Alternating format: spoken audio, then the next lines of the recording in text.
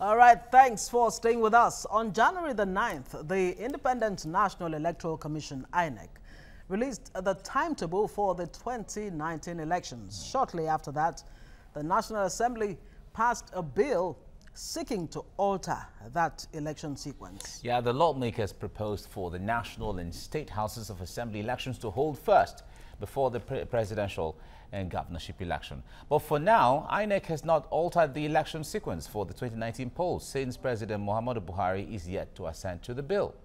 INEC's timetable stipulates that presidential and National Assembly elections will hold on February the 16th, 2019, while governorship, State House of Assembly and local government elections will hold on March the 2nd, 2019.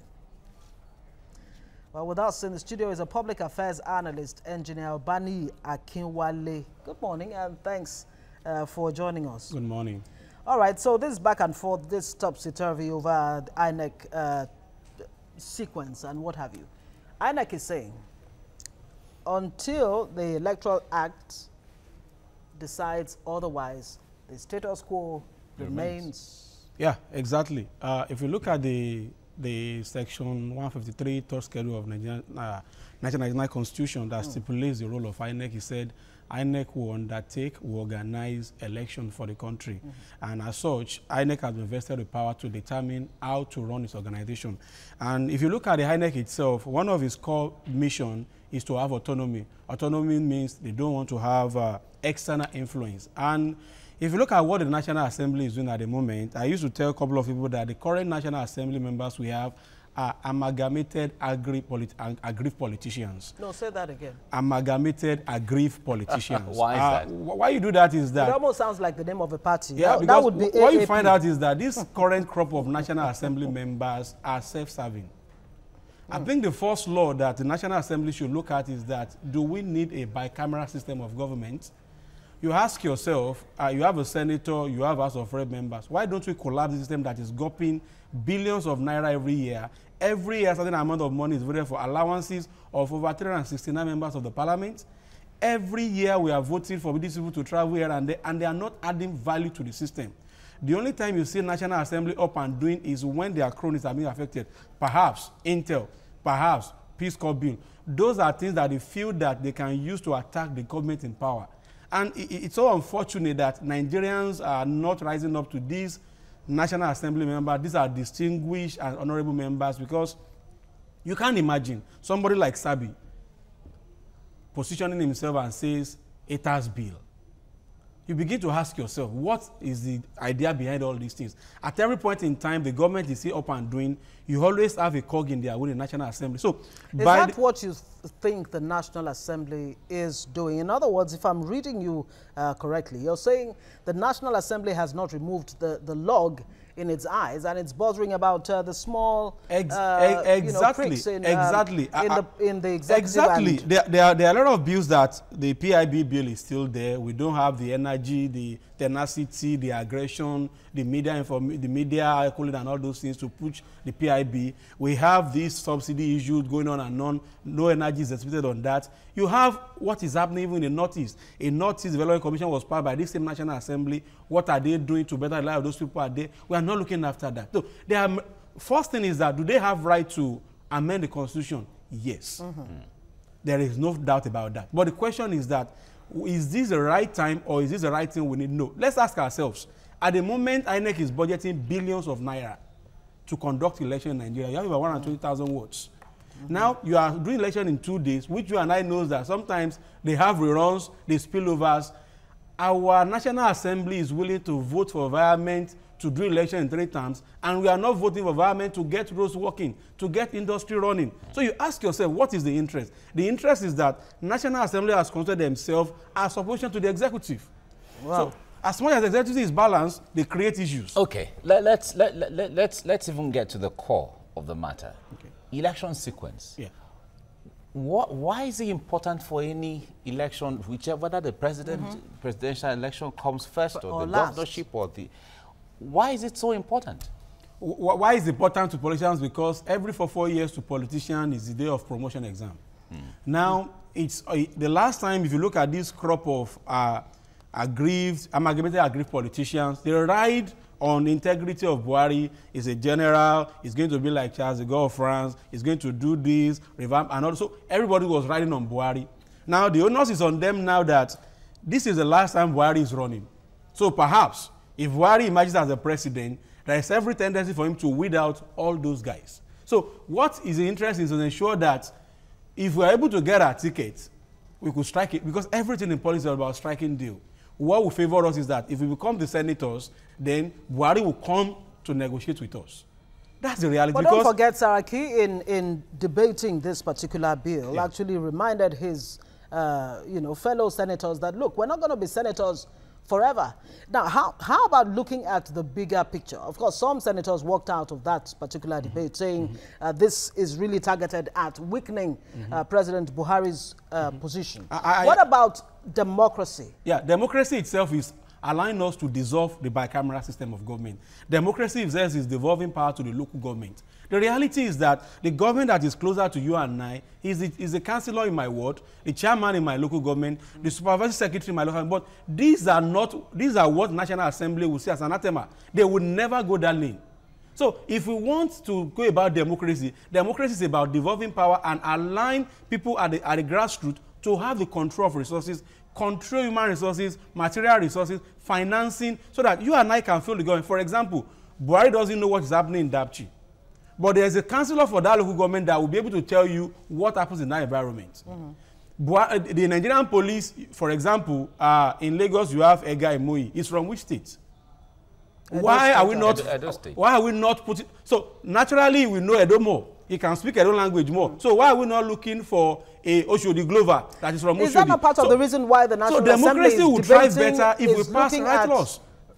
Looking at the Constitution again, to actually review some of, and amend the Constitution is so clear. The first part of that third schedule says INEC will organize and undertake.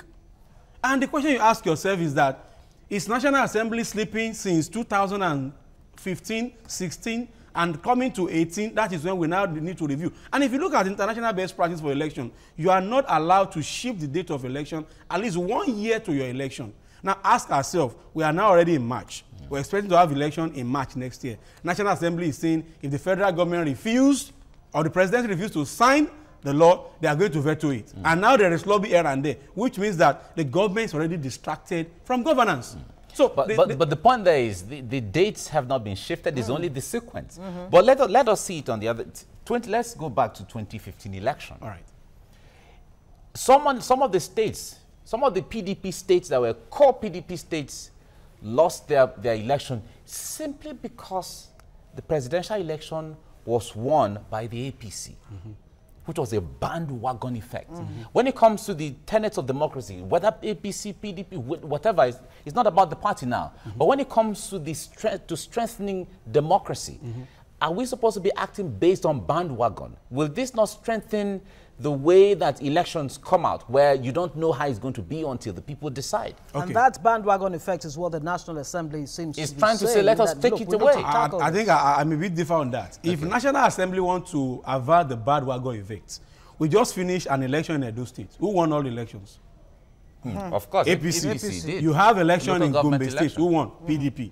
You have in Osun State, 384 wards, all APC. So if you want to entrench democracy, where you start from is to ensure that the local system of governance will fuel democracy. That is one. Two, National Assembly should, because what makes up the National Assembly is political parties. What efforts the National Assembly making to ensure that we have what is really called political parties, not amalgamation of aggrieved individuals or billionaires? So if we have those systems in place, what you have is that you begin to have what we call semblance of democracy. How can that system be achieved with the current structure, which, of course, the National Assembly too is, re-echoing calls? It's simple. For a need to it's simple. Let local government have more power than the central, because the reality is that a senator is more powerful than an honorable in the local government, and that is not democracy, because democracy is supposed to come up. Down bottom. But now what we have is that from Abuja down to Lagos, down to wherever you are, it's not supposed to be so. Aren't you contradicting yourself? No, what I'm saying is the presidential election coming first. Election is not a problem in this country. You think so? At all. But that is where governance starts from. Election is not a problem. Let me ask you. You said something like you said after Buhari won the election, there was a bandwagon effect. Yes. You and I remember so that when Buhari won the election, there was an election in Bayelsa State. There was no bandwagon effect. That's because of what? Incumbency, the power of incumbency. So why is it that the power of equity is not working in those that they lose? No, certainly the point there is... So the reality is that if we are on ground, if you allow people that need power to be in power, well, you find out you have democracy, but when you begin to put so much power, for example, they said in the last review they had, 2 states were not part of it. Why? Because what they are doing, they abhor it. It is very alien to them. So the reality is that we concentrate too much power at the center. First of all, if you ask me what National Assembly needs to do for us now as Nigeria is that let's stop this wastage of billion on just about 369 members every year. Let's first return to a single unit. Yeah, but don't you think that is one? Two, devolve power to the local levels. But the point there is, don't you think that Nigeria is too complex to have a unicameral legislation? Nigeria is not. Or legislature. Nigeria is not. The question is that with the bicameral system we are running, there are some stuff that is only 108 members that determine the fate of the country. They will tell you that it's the upper chamber. There are some things that they don't need to seek the input of the lower chamber to work on. So with one single chamber, we can. For a population like ours, and let's even look at the sequence 1, 2, 3. What is going to be the cost of election in this country? From Maiduguri city center to a place like Malam Fatori is about 7 hours journey. You are going to need a helicopter to patrol those areas. So you are going to repeat that cost in 3 times. Knowing fully well our system that sometimes you have to have re-election. So sometimes it's possible that we are looking at having election 6, 7, 8 times, which means that resources that were supposed to vote for development, we are going to be voting it for election.